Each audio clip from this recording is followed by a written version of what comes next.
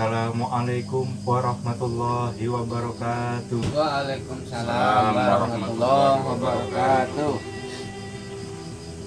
Selamat malam. Di sini biasa kembali lagi di channel Ahmad Mursalin Malar. Langsung saja saya akan memberikan pertanyaan kepada Ustadz Ahmad Mursalin mengenai bagaimana cara menyikapi dalam kehidupan beragama di masyarakat. Baiklah, ya terima kasih Bapak Fani selaku pembawa acara atas pertanyaannya. Mudah-mudahan pertemuan kita bermanfaat untuk semuanya. Tadi pertanyaan Saudara Fani, bagaimana menyikapi kehidupan kita beragama. Dalam ayat Al-Quran, Allah Subhanahu wa Ta'ala berfirman, A'udzubillahi minasyaitonirrajim, Bismillahirrahmanirrahim. Wa kadzalika ja'alnakum ummatan wasata litakunu syuhada'a 'alan nasi wa yakunur rasula 'alaikum syahida. Shadaqallahul adzim wa shadaqan nabiyil karim wa nahnu 'ala dzalika minas syahidina wasyakirin. Dalam ayat Al-Quran tadi menjelaskan bahwasanya dalam kehidupan kita beragama, kita harus punya prinsip tawasud.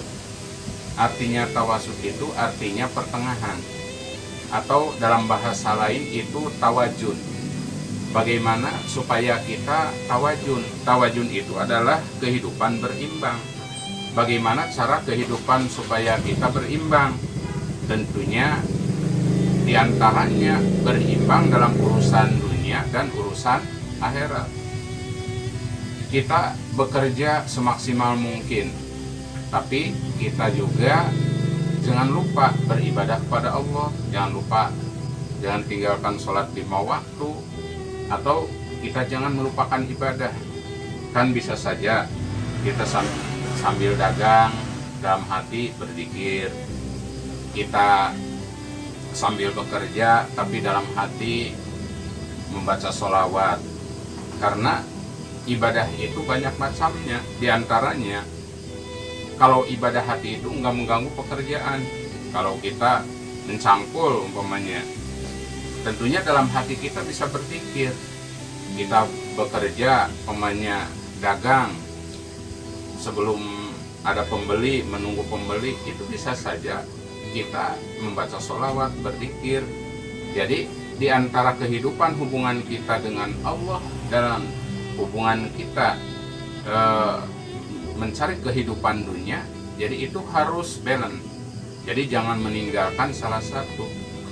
Kalau kita ibadah terus tanpa kasab atau tanpa ada usaha, bagaimana nanti di rumah ditungguin istri, ditungguin anak, kan itu perlu biaya sehari-hari.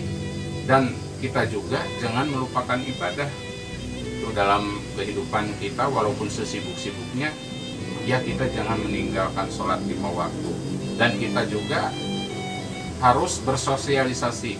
Di antaranya kalau ada kemasyarakatannya kita harus ikut. Bagaimana supaya kita itu berimbang, terjadi ke masyarakat hubungan baik, karena kehidupan kita kan kehidupan di masyarakat, ya. Jadi kita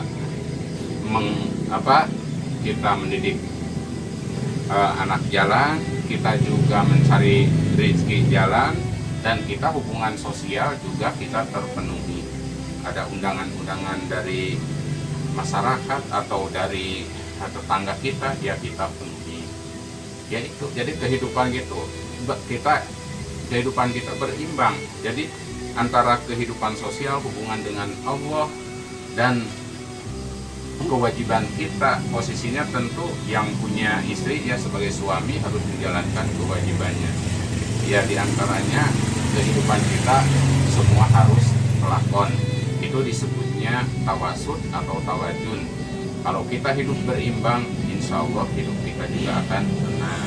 Itu diantaranya. Mungkin ada yang lagi yang barangkali penasaran dari jawaban tadi. Ya, Udah udah. udah cukup.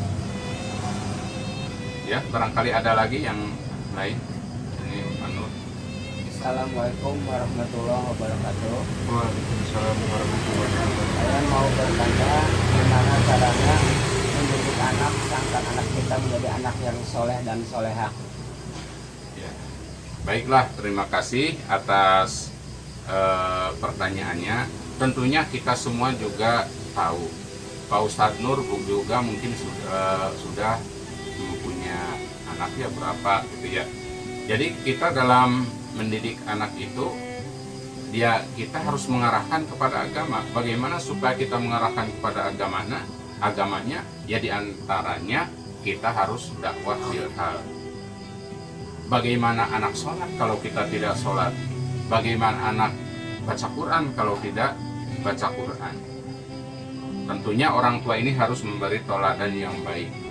Dalam keterangan juga disebutkan adibu auladakum li abaikum wali ummahatikum.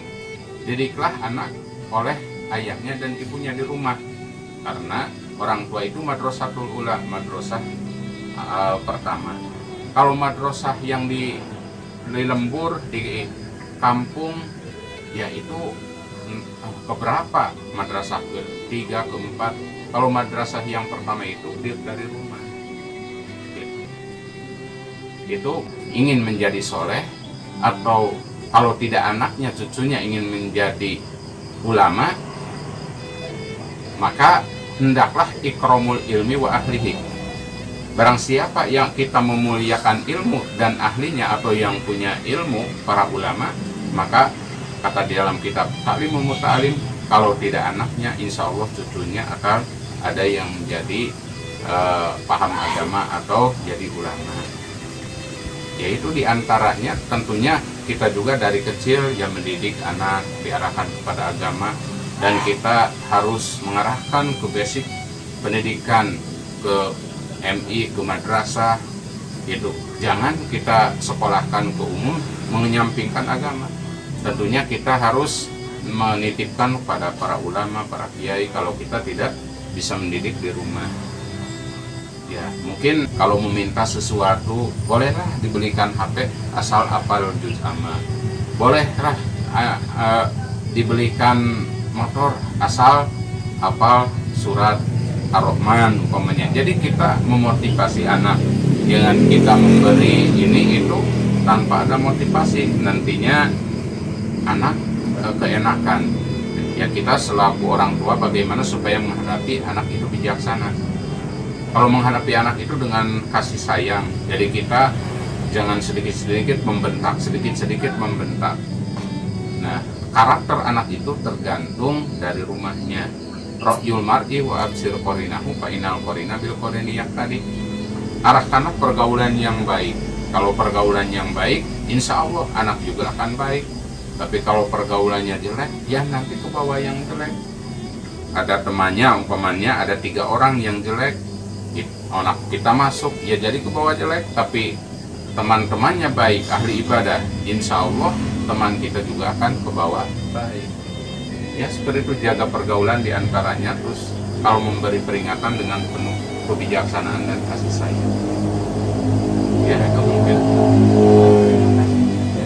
Terima kasih atas memberikan jawaban dari Pak Ustadz Ahmad Mursalin, dan juga terima kasih kepada pertanyaan dari Pak Ustadz Nur Hisman. Cukup sekian dan terima kasih.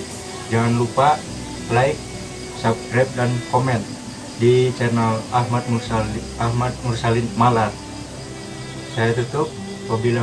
Wabillahi taufiq wal hidayah. Wassalamualaikum warahmatullahi wabarakatuh. Waalaikumsalam warahmatullahi wabarakatuh.